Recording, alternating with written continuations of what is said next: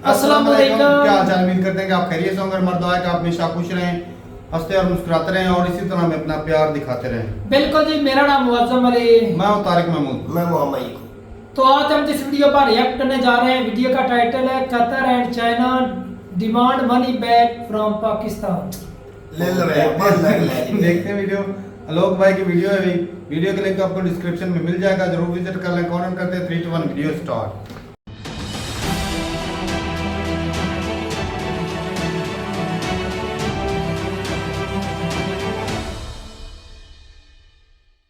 इस वीडियो में बताई गई सारी जानकारी पब्लिक प्लेटफॉर्म पर उपलब्ध है। इसमें ऐसी कोई जानकारी नहीं दी गई है जिससे हमारे सुरक्षा बलों की गोपनीयता भंग होती है। डिफेंस डिटेक्टिव सेना का सम्मान करता है और उन्हीं जानकारियों के आधार पर काम करता है जो सार्वजनिक रूप से मौजूद हैं। जो खुद भीख मांग मांग कर अपना रोज का खर्चा चला रहा हो, अगर उससे कोई अपना मोटा कर्ज वापस मांगे तो क्या होगा? भाई, कंगाल को आप और कितना कंगाल करोगे? वो कंगाल अपने फटे पुराने कपड़े उतार देगा, बोलेगा उठा लो भाई, यही है बस। कर्ज देने वाला उसे गालियां देगा, मारेगा और फिर थक हार कर चला जाएगा। फिर कर्ज लेने वाला कंगाल उठेगा, अपनी देह झाड़ेगा और फिर कटोरा लेके आगे भीख मांगने पर निकल जाएगा। नमस्कार दोस्तों, डिफेंस डिटेक्टिव के इस नए एपिसोड में आप सभी का स्वागत है। मैं हूं आलोक। दोस्तों, अभी जो मैंने आपको दास्तान सुनाई है ना, वो हमारे पड़ोसी देश पाकिस्तान पर बिल्कुल फिट बैठती है, या यूं कहें कि यह दास्तान उसी की है। पाकिस्तान ने दुनिया भर से कर्ज लिया हुआ है। वो कर्ज लेता तो है लेकिन चुकाता नहीं है, वापस नहीं करता। यहां तक कि वो इस्लाम के नाम पर इस्लामिक मुल्कों से अपने देश में इन्वेस्टमेंट भी करवा लेता है, लेकिन जब प्रॉफिट शेयरिंग की बात आती है तो उन्हें ठेंगा दिखा देता है।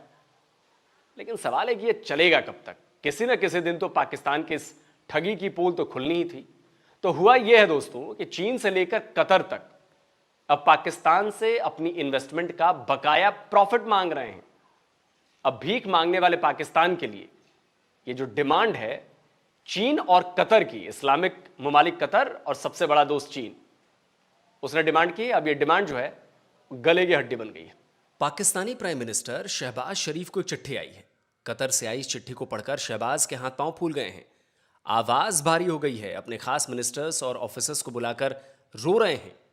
शहबाज की इस घबराहट की वजह वही लेटर है जो उन्हें कतर के फॉर्मर पीएम शेख हामिद बिन जसीम बिन जाबर अल थानी ने लिखा है। प्रो पाकिस्तानी की इस खबर को देखिए। 20 मई की इस खबर की हेडलाइन देखिए। लिखा है, CPEC investors demand Pakistan to release 550 billion rupees outstanding dues. यानी सीपेक में इन्वेस्ट करने वालों ने अपने बकाए का 550 बिलियन पाकिस्तानी रुपए देने की मांग की है।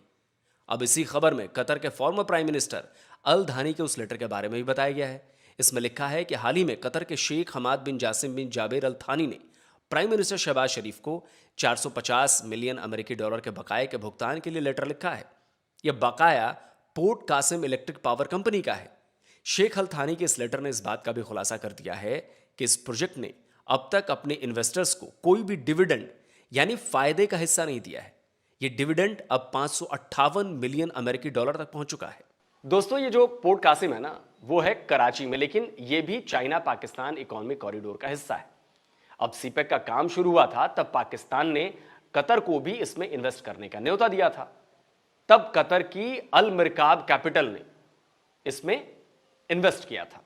पाकिस्तान में चीन की एम्बेसी की वेबसाइट पर बताया गया है कि पोर्ट कासिम पावर प्रोजेक्ट में चीन की पावर चाइना रिसोर्सेज लिमिटेड का शेयर 51%, जबकि अल मिरकाब कैपिटल का शेयर 49% है। अब थोड़ी जानकारी आपको अल मिरकाब ग्रुप के बारे में भी दे दें। अल मिरकाब ग्रुप की कई कंपनियां हैं। अल मिरकाब कैपिटल्स उनमें से एक है। ये फाइनेंस और इन्वेस्टमेंट सेक्टर में काम करती है। और कतर के जिस फॉर्मर प्राइम मिनिस्टर शेख अल थानी ने शहबाज को चिट्ठी लिखी है ना, वो इस कंपनी के मालिक हैं। इसके साथ साथ वो करीब 8 कंपनियों के भी चेयरमैन हैं। पाकिस्तान ने $450 मिलियन देने हैं port Qasim electrical power company के। अब मसला ये है कि जो कतर की रूलिंग फैमिली है that owns 49% shares of the imported coal power project जो कि पोर्ट कासम के अंदर है। ये जो सीपैक प्रोग्राम के तहत हमारे पाकिस्तान के कहने के ऊपर जो पोर्ट कासम पावर प्रोजेक्ट है उस पे ये जो कतरियों ने पैसा लगाया। अब कतरी कहते हैं हमें पैसे भेजो, ਅਸੀਂ ਕਹਿੰਦੇ ਸਾਡੇ ਕੋਲ ਕੋਈ नहीं है। ਤੇ वो कहते हैं कि 810 मिलियन डॉलर इन्होंने कमा लिया, सानू 1 रुपया नहीं मिला। सो ये वो कहते हैं कि हमें 450 मिलियन डॉलर दे दें। अब थानी साहब ने लेटर लिख दिया शहबाज शरीफ को। तो भाई शेख साहब ने 450 मिलियन अमेरिकी डॉलर की वसूली का लेटर जो है वो शहबाज शरीफ को भेज दिया है। ऐसे में शहबाज साहब के हाथ पांव तो फूल नहीं है, पैसा देंगे कहां से? लेकिन पाकिस्तान ने अपना बकाया केवल कतर तक ही सीमित नहीं किया हुआ है। केवल कतर ही पाकिस्तान से बकाया नहीं मांग रहा है, चीन ने भी मांगना शुरू कर दिया है और लगातार मांग रहा है। देखिए, प्रो पाकिस्तानी की इसी खबर में लिखा है कि इंटरनेशनल इन्वेस्टर्स पाकिस्तान से पावर प्लांट में किए गए इन्वेस्टमेंट का डिविडेंड मांग रहे हैं। खबर में लिखा है कि इन्वेस्टर्स का सीपेक पावर प्रोजेक्ट्स के लिए पाकिस्तान पर बकाया करीब 550 बिलियन पाकिस्तानी रुपए का है। प्रॉफिट पाकिस्तान टुडे की यह खबर 7 मई की है। यह खबर भी चीन के अपने बकाये के डिमांड से जुड़ी है। खबर बता रही है कि सीपेक पावर प्रोजेक्ट के चीनी फाइनेंसर्स और पाकिस्तान गवर्नमेंट के बीच बकाये को लेकर बातचीत तेज हो गई है। चीनी इन्वेस्टर्स को यकीन है कि पाकिस्तान अपनी मौजूदा हालत और आईएमएफ की शर्तों की वजह से उनका बकाया चुका पाएगा, इसलिए वो ऑफशोर बैंक अकाउंट से पेमेंट पर जोर दे रहे हैं। असल में पाकिस्तान पर किसी का भरोसा है नहीं। अब द एक्सप्रेस ट्रिब्यून की इस खबर को देखिए। 24 फरवरी की यह खबर बता रही है कि चीन के इंडिपेंडेंट पावर प्रोड्यूसर्स का बकाया रिकॉर्ड 1.8 बिलियन अमेरिकी डॉलर तक पहुंच गया है। खबर बता रही है कि फरवरी में ही साहिवाल पावर प्लांट का 97 बिलियन रुपए, हब पावर का 82 बिलियन रुपए, पोर्ट कासिम का 80 बिलियन रुपए और थार कोल प्रोजेक्ट का 79 बिलियन रुपए बकाया था। यह खबर 1 मई की है। इसमें बताया जा रहा है कि चीन की पावर कंपनियों का बकाया 529 बिलियन रुपए को पार कर चुका है। अब जरा सोचिए कि पाकिस्तान कितना धूर्त है। ये जितने पावर प्रोजेक्ट्स हैं वो सब फायदे में हैं। पाकिस्तान सबके फायदे का पैसा अपनी अंटी में भरता जा रहा है और जब भी इन्वेस्टर्स को इसका हिस्सा देने की बात आती है तो रोनी सूरत बनाकर सामने वाले को फिर से ठगने लगता है। पावर प्लांट में शामिल चीन के इन्वेस्टर्स ने काम ठप करने की धमकी भी दी, लेकिन ढीठ पाकिस्तान पर इसका कोई असर नहीं हुआ। पाकिस्तान के डिप्टी प्राइम मिनिस्टर बन चुके विदेश मंत्री इशाक डार ने हाल ही में चीन का दौरा किया था। चीन के आगे हाथ पैर जोड़े और बकाये भुगतान पर राहत के साथ साथ सीपेक को अपग्रेड करने की बात भी कराए। देखिए दोस्तों, चीन तो पाकिस्तान में फंसा हुआ है। उसका इतना बड़ा इन्वेस्टमेंट और प्रेसिडेंट शी जिनपिंग का dream project one belt one road अगर पाकिस्तान में ही अधूरा रह जाए तो जिनपिंग की तो मिट्टी पलीद हो जाएगी ना, तो वो इतनी जल्दी पाकिस्तान से हाथ नहीं खींचेगा। लेकिन कतर का क्या, इस्लामिक ब्रदरहुड कतर का क्या? कतर के फॉर्मर प्राइम मिनिस्टर ने तो सीधे सीधे शहबाज को लिख दिया है कि निकालो मेरे पैसे। कतर के पूर्व प्रधानमंत्री शेख अल थानी के इस लेटर को पाकिस्तान के लिए दोधारी तलवार भी कहा जा रहा है। असल में शेख अल थानी का यह लेटर पाकिस्तान को उस वक्त भेजा गया है जब पाकिस्तान सऊदी अरब से 5 बिलियन अमेरिकी डॉलर के इन्वेस्टमेंट का इंतजार कर रहा है। थानी के लेटर ने एक तरह से सऊदी अरब को भी वार्निंग दे दी है कि पाकिस्तान में इन्वेस्टमेंट का मतलब है अपने पैसे डुबो देना। साबिक प्राइम मिनिस्टर खत लिख देते हैं पाकिस्तान के वजीर आजम शहबाज शरीफ को कि 450 मिलियन दे दो। It means they are alerting, वो अलर्ट कर रहे हैं कि हमारे तो पहले पैसे फंसे हुए हैं। भाई हमें कहा गया था कि सीपैक पे पैसा लगाओ, अब हम क्या कहते हैं, ये जो पैसा आ गया हम उसके बारे में हमारी क्या लॉजिक है? लॉजिक कोई भी नहीं। कतर के बारे में हमारी लॉजिक ये है कि वो अफोर्ड कर सकते हैं, उनको बाद में भी दे देंगे, ये लॉजिक होगी। असल में दोस्तों, पाकिस्तान पूरी तरह से कर्ज में डूबा हुआ है। आईएमएफ से कर्ज लेने वालों देशों में उसका नंबर 4था है और जो हालत आप देख रहे हैं, जो हालात दिख रहे हैं, उससे लगता है कि वो कुछ ही महीनों में फिर से आईएमएफ के आगे हाथ फैलाएगा। पिछले साल के अंत तक ही उसका कर्ज 27% से ज्यादा बढ़ चुका था। दिसंबर 2023 तक आईएमएफ, विदेशी इन्वेस्टर्स और दूसरे सोर्सेज से लिया गया लोन 33.611 ट्रिलियन रुपए तक पहुंच गया था। अब तक तो ये और ज्यादा बढ़ चुका है। तो इस हालात में भला कौन अपना पैसा पाकिस्तान में डुबाना चाहेगा? सऊदी आंखों से अंधे और कानों से बहरे हैं। उन्हें पता नहीं है कि आपका केपीके वाला अली अमीन गड्ढा पर रोजाना फेडरेशन को चैलेंज कर रहा है। वो रोजाना कहता है कि हम हमला करेंगे इस्लामाबाद पे। इस माहौल में सऊदी आके पैसे लगाएंगे? क्यों लगाएंगे बाबू? अंधे हैं वो, जुआरिये ने, वो फराडिये ने। आपने जिस तरीके से चाइना को लूटा है, सऊदी देख नहीं रहे। आपने पिज़्ज़े बनाए, आपने क्या नहीं किया। ग्वादर के ऊपर सिर्फ 17 शिप आए, 17 शिप्स आए 2023। और सबसे बड़ी बात है, जो आर्टिकल मैं आज पढ़ रहा था, कि आपके जितने बिजली के प्रोजेक्ट किए हैं चाइना में, सब खसारे में जा रहे हैं। पाकिस्तान की इस ठगी और धूर्तई को देखकर सऊदी अरब भी अपना प्लान बदल रहा है। वो पाकिस्तान में इन्वेस्ट तो करेगा, लेकिन उसका स्टाइल कुछ दूसरा होगा। सऊदी अरब को साफ सीधी बात पता लग गई कि बॉस देखो, पाकिस्तान से पैसा कमाने का एक बहुत मजबूत, ये आरओआई शारओआई के चक्कर में मत पड़ो पाकिस्तान में कि साहब हम यहाँ पे फैक्ट्री लगाएंगे, फैक्ट्री कार बनाएगी, कार बाहर बिकेगी, अरबों डॉलर, ये सब पाकिस्तान में नहीं है। पाकिस्तान की जमीन घेरो, क्योंकि इनके पास जमीन के अलावा कुछ नहीं है। जब ये सऊदी अरब से तेल लेंगे तो इनके पास पैसे तो है नहीं वापस करने के लिए, तो सऊदी अरब से इन्होंने लोन पे तेल ले लिया। अच्छा, चाइना उसको रिफाइन कर रहा है, चाइना को भी देने के पैसे नहीं है, वो भी फ्री में इनके रिफाइन कर रहा है। यानी कि अब वो इसके एवज में लेंगे तो कुछ रिकोडिक में अगर ये सऊदी अरब वाले कुछ इन्वेस्ट करने की बात कर रहे हैं कि हम रिकोडिक में इन्वेस्ट, वो क्या इन्वेस्ट करेंगे रिकोडिक में? What will they invest? It is just their strategic assets and their land that people are after now. किसी दिन कोई दिन ऐसा आएगा जहां पे चाइनीज गवर्नमेंट को बोलेंगे, चाइनीज गवर्नमेंट बोलेगी लाओ हमारे पैसे वापस, ये कहेंगे सर ये सब छोड़ो, पैसे वैसे हैं, आपको पता है हमारे पास पैसे नहीं है, पूरा गवादर आप ले लो। अब सवाल उठता है कि पाकिस्तान कैसे कतर और चीन दोनों की कंपनीज का बकाया चुकाएगा। आईएमएफ ने तो पहले ही साफ कर दिया था कि उसके दिए पैसे का इस्तेमाल सीपेक के लिए नहीं होगा। आईएमएफ लगातार इसकी निगरानी भी कर रहा है। पाकिस्तान इन पावर प्रोजेक्ट से हुई कमाई को पता नहीं कहां उड़ा चुका है। हो सकता है दुबई लीक्स में कुछ पता चले। और ना तो कतर और ना ही चीन की कंपनीज को उनका डिविडेंड चुकाने के लिए उसके पास पैसे हैं। तो भैया वो पैसे लाएगा कहां से? चीन ने तो कुछ दिनों के लिए मामला टाल दिया है, पैसे चुकाने के लिए पाकिस्तान को टाइम दे दिया है, लेकिन वो पैसे उसे ब्याज के साथ चुकाने पड़ेंगे। यानी जितने दिन पाकिस्तान इस पैसे को लटकाएगा उतना ब्याज और भरना पड़ेगा। पाकिस्तान का यही फंडा कतर के साथ भी अपनाएगा। देखिएगा आपको कुछ दिनों में या तो इशाक डार या खुद शहबाज शरीफ कतर जाएंगे और शेख अल थानी के पैरों पर गिर जाएंगे कि भैया माफ कर दीजिए कुछ दिनों के लिए। तो दोस्तों, भारत में चारवाक नाम के एक ऋषि थे। उन्होंने कई तरह के दर्शन लिखे थे। उनमें से एक भौतिक सुखों को लेकर भी था जो बड़ा मशहूर हुआ था। यवज्जीवेत सुखम जीवेत ऋणम कृत्वा घृतम पिबेत, यानी जब तक जियो सुख में जियो, कर्ज लेकर भी घी पीते जाओ। तो पाकिस्तान उसी फिलॉसफी पर चल रहा है, ऐसा मुझे लग रहा है। पाकिस्तान की हर गवर्नमेंट दुनिया भर से कर्जे लिए जा रही है। पाकिस्तान की आम जनता उस कर्ज के बोझ तले दबे जा रही है, मरे जा रही है। और पाकिस्तानी नेता और आर्मी के जनरल मौज काट रहे हैं, विदेश में प्रॉपर्टीज खरीद रहे हैं। अभी देखा ना दुबई अनलॉक्ड में पाकिस्तानियों की प्रॉपर्टीज की डिटेल। तो भैया सही है, इस्लाम और कलमे के नाम पर बने देश का ये हाल है तो और क्या कहा जाए। दोस्तों, आपको ये वीडियो कैसा लगा अपनी राय कमेंट में जरूर दीजिए। और जिन दोस्तों ने अभी तक डिफेंस डिटेक्टिव को सब्सक्राइब नहीं किया है तो भैया सब्सक्राइब कर लीजिए, साथ में बेल आइकॉन जरूर दबाइए। जब तक वीडियो अपलोड होगी और जैसे ही अपलोड हो जाएगी उसकी नोटिफिकेशन फौरन आपके पास पहुंच जाएगी, अगर आपने बेल आइकॉन प्रेस किया होगा तो। जल्दी मिलता हूं एक और नए वीडियो के साथ। नमस्कार, जय हिंद।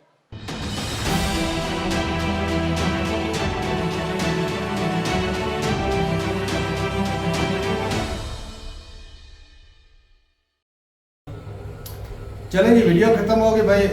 आलोक भाई ने तो काफ़ी परेशान लग रहे थे कि पाकिस्तान पे भाई बहुत बड़ा बर्डन आ गया, दुख हो रहा है, बर्डन आ गया। अच्छा, जो अचानक से पैसे मांग लिए तो ये देंगे कैसे? ओ भाई गाड़ी चुकाएंगे कैसे? साहब देने का दुख नहीं, अपनों का दुख होता है। अपने तो अपने होते हाँ हैं। जी, ये अपना मुल्क है ना पाकिस्तान, आज तक नहीं भूलेगी हमारा यकीन माने जिस्म का हिस्सा जो रहता हुआ है उनको भूल मुझे नहीं है। आलोक भाई के चेहरे पे टेंशन दिख रही थी कि किस तरह ना वो पाकिस्तान के करते थे ना, वो अनकंफर्टेबल हो रहे थे, हाँ। टेंशन हो रही थी। उनके पास नहीं चल रहा। अगर यकीन माने आलोक सर के पास इतनी ज्यादा अमाउंट होती ना, वो पाकिस्तान के कर्जा उतार देना था। यकीन माने उनके पास इतनी रकम नहीं है। अच्छा, दूसरी बात, जिस दिन श्रीलंका को चाइना ने 2 साल का रिलीफ दिया था, वीडियो रिकॉर्ड है आज भी। मैंने तारक साहब को तीनों को कहा था देख लेना। इन्होंने कहा था पाकिस्तान, मोदम ने कहा था पाकिस्तान से वो छीन लेंगे, रगों से निकाल लेंगे। इस बंदे को मैंने कहा था पाकिस्तान अगर इन्होंने मांगा या चाइनीज और मारे जाएंगे या वह इनको भी वक्त मिल जाएगा। अच्छा। तो यकीन माने वो बात हुई ना, लोग ने कहा उनको तो चलो चाइना ने टाइम दे दिया पाकिस्तान को। और चीनी मिनी मर भी गए हैं कराची के अंदर, 1 महीना पहले की बात है। हाँ। मिल गए ना वक्त। बाकी रह गई कतर की बात। तो हमारे वजीर आजम शहबाज शरीफ साहब जो है वो चले गए हैं ईरान। हाँ, डिप्टी वजीर आजम भी गए, वजीर आजम होता है तारड़ जो इतला आता है वजीर इतला, वो भी तीनों गए हैं। हेलीकॉप्टर नहीं क्रैश हुआ? 5-6 शख्स गए। अच्छा, ये तो स्पेशल रखा है। अब इन्होंने क्या करना है भाई, मैं बताता हूँ प्लान। इन्होंने अब वहां से जाना है कतर। या हबीबी हम आ गए हैं, आपने पैसे मांगे, आप हमारे बड़े भाई हैं, आपने पैसे मांगे हैं। उन्होंने कहना मियां साहब हमने तो कुछ नहीं कहा, ये तो मीडिया का काम है। अच्छा सर, हम समझे आप पैसे मांग रहे हो, देने दो, कोई नहीं। क्योंकि अगर उन्होंने कहा शर्त लगा रहा भाई जी, अगर हम वापस करेंगे मैं कसम उठा सकता हूँ चाइना छोड़ के अमेरिका भी मांग ले, हम नहीं देंगे। वो ना भाई एक स्टोरी है ही नहीं। एक ना बंदा खजूर नहीं, खाते खाते ना वो चढ़ गया खजूर के ऊपर, तो वो ना मजा ले दवा से दवाएं शुरू कर दे, उससे उतरा नहीं जा रहा था। तो वो थोड़ा सा उसने कहा कि अगर मैं ना सही सलामत उतर आया ना तो 5 रुपए जो है ना खजाने में डालूंगा मस्जिद में। क्या बात है। तो उससे उतरना शुरू हो गया। अच्छा, फिर वो जब थोड़ा सा नीचे आया ना उसने 4 कर दिया, आस्ता आस्ता ना 3 2 करते करते ना वो उतर गया। कहता है ना फिर आगे से खजूर पे चढ़ेंगे ना पैसे डालेंगे। तो भाई साहब ये जो ईरान जो है ना जो कतर है पैसे लगा दिए, अब ये देख लेंगे उसकी प्रॉफिट जो होती वो भी खा गए। 450 इनका है और 800 के ऊपर जो प्रॉफिट की है पोर्ट कासम से, और फिर भी उनका हिस्सा नहीं उनको दिया। ये पैसा जा किधर रहा है? वो भाई पापा जो लेके जा रहे हैं, पापा जो वो प्रॉफिट वो ले ले वजन बढ़ाया है। अच्छा, जजीरे अच्छा, ऑस्ट्रेलिया में पूरी दुनिया जो है ना वो जो सोलर एनर्जी है या विंड एनर्जी है इस तरफ जा रहे हैं क्योंकि फ्री में बन जाती है। हमारे ने भी साहब कोशिश की, चलो चाइना में प्लेटें सस्ती हो गई, उनकी बिकी नहीं, उन्होंने पाकिस्तान भेजना शुरू कर दी। बिकी नहीं, हाँ, किसी मतलब ज्यादा हो गई ने दी तो उन्होंने ज्यादा बना दी, तो वो अभी जो सस्ती सुस्ती करके ना पाकिस्तान में बेचना शुरू कर दी। तो काफी लोग जो है भाई साहब, क्योंकि पिछले साल 55,000 की एक प्लेट थी जो 550 वाट की बिजली पैदा करती थी। 70,000 तक गई है। हाँ, 70,000 तक गई है। अब जो आ गई वो 24 से 25,000 पे आ गई। तो लोगों ने भाई साहब काफी मिकदार में लेना शुरू कर दिया। अब जो है सरकार क्या कर रही है कि टैक्स ऊपर टैक्स लगाओ जी, लगा दिया है। शहबाज शरीफ के बेटे का है ना, सलमान शहबाज का। ये चलो जिसका भी है, एक तो बिजली पूरी नहीं, कल फिर बिजली जाने ऐलान हुआ है मस्जिद में लाना, कल 8 बजे से लेकर 4 बजे में 2-3 दिन अब शुरू होगी है, वो भी तकरीबन 6-7 8 से 4 बजे तक बिजली बंद रहेगी पूरे मुल्क में ना, पूरे यानी मुल्क कि 8 घंटे, कहीं 12 घंटे, कहीं 14 घंटे, कहीं 10 घंटे। भाई साहब जिंदगी भाई साहब माहौल हो गया। भाई अजीब असल बात ये है, इंडिया वालों को भाई कोई दुख करने की जरूरत नहीं। अब हमारी कंट्री के सरबराह जिंदा है अभी, वो कंट्री को लीड कर रहे हैं अच्छे से। आज तो पता है शहबाज शरीफ साहब ने उधर चाइना भी जाना है। अगर ये वाकया ईरान वाला ना होता तो मियां साहब 12 बंदों की लिस्ट बना ली थी चाइना जाने के लिए, वो ज्यादा मेहनत अच्छी हो जाती। हाँ, अब वो ईरान की ताजियत के लिए जाना पड़ गया रईसी साहब के। कोई घुटनों में पड़ेगा, कोई पैरों में पड़ेगा, कोई हाथ जोड़ेगा, कोई नकीले नाम। बिल्कुल। अच्छा, मुझे ये बता कितनी देर तक आप भीख मांग कर या जब तक जिंदा है अपना कर दे। लोग भाई ने इतनी बड़ी मिसाल दी इंडिया के बंदे की, कहते हैं भाई साहब वो उधार लेकर भी ना जिंदगी अच्छी जीनी है, घी पीना है, तो वो ये उधार खा के मौजे तो कर रहे हैं ना, जजीरे खरीद रहे हैं, बड़े बड़े तो बेचारे कर रहे हैं, दुबई में प्रॉपर्टी खरीद रहे हैं। देख ले प्रॉपर्टियां दुबई, न्यूजीलैंड, सऊदीया, अमेरिका, इंग्लैंड, इसकी हैं, पाकिस्तान की। तो भाई यहाँ पे ना कभी डाउन लीग, कभी पनामा लीग, कभी दुबई लीग आ जाती है। चीज है कि भाई कोई भी है ना बंदा अगर कंट्री का प्राइम मिनिस्टर बनता है तो वो कम से कम अपने कंट्री की इतनी इज्जत तो बनाए कि लोग जो जब वो किसी कंट्री में जाएं तो लोग समझे भाई साहब इज्जतदार कंट्री से आया है, वैल्यूएबल कंट्री से आया है। तो ये भाई साहब एक ऐसे कंट्री का प्राइम मिनिस्टर बन के फिर देख लो बगैर तीर की कि पैसे दे के प्राइम मिनिस्टर बनते हैं। सबसे बड़ी दुख वाली बात ये फिर कमाने नहीं होते। तो वही तो बात है भाई साहब, एक तो हमारी कोई इज्जत नहीं है, दूसरे नंबर भाई साहब ये पैसे दे के प्राइम मिनिस्टर बन जाते हैं। जब मियां नवाज की पैसे की बात आ गई, जब मियां नवाज शरीफ साहब हेलीकॉप्टर पे तशरीफ लेके आए थे ना लाहौर, मीनारे पाकिस्तान पे जलसा रखा, फूल निशावर हो गए। जो इदारों ने इनके ऊपर केस में इनको पकड़ने के लिए जोर लगा रहे थे, उन्होंने फूल निशावर किए। क्यों?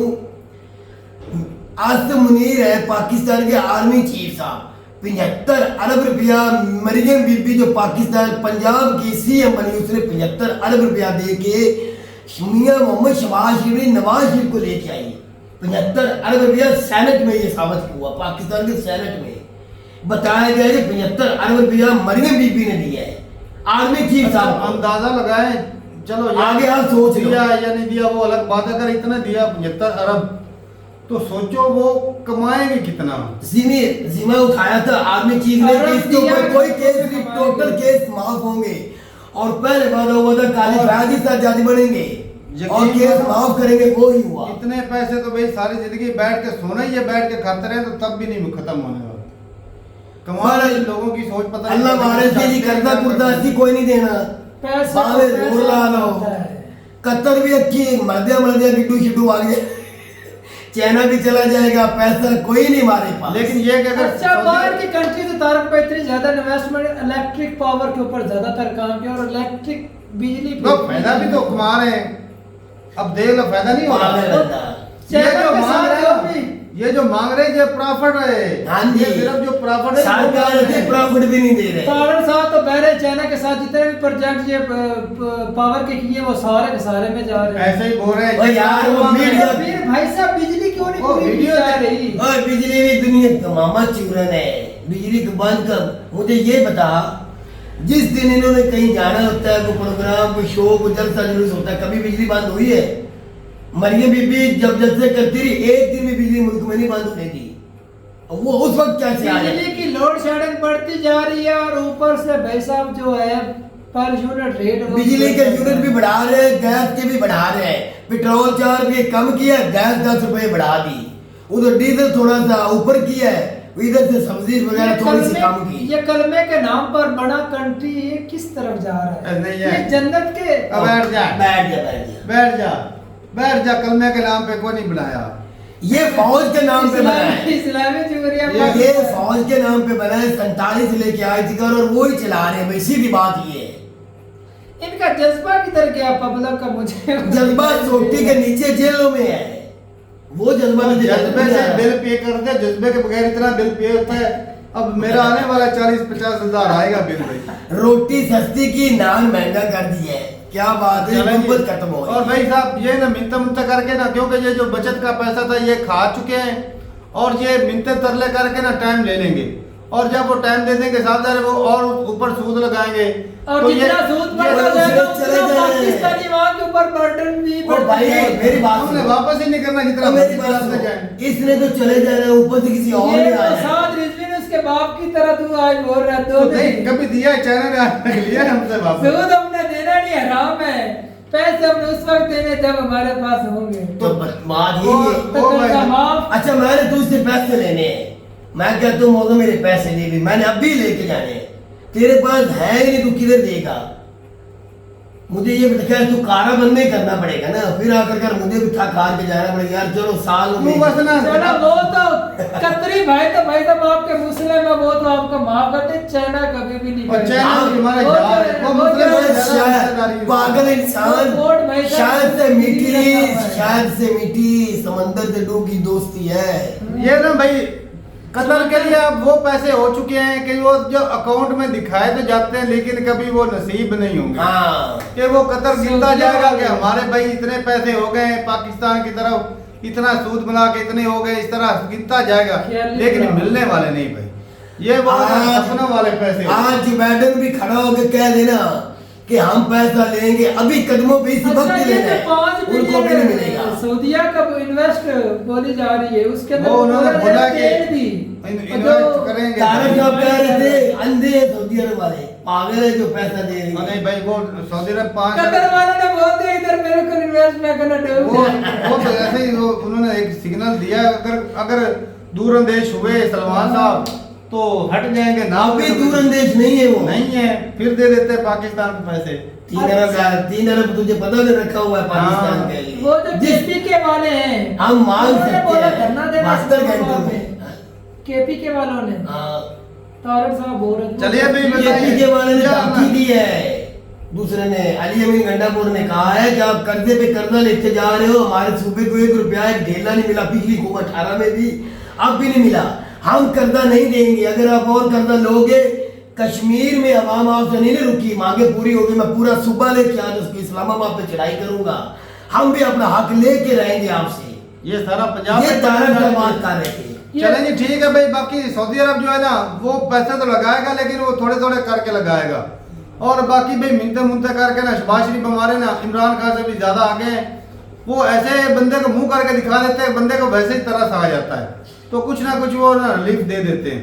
तो ठीक है भाई, अपनी राय जरूर बताइएगा कमेंट सेक्शन में। मिलते हैं वीडियो के साथ, तब तक के लिए इजाजत दें।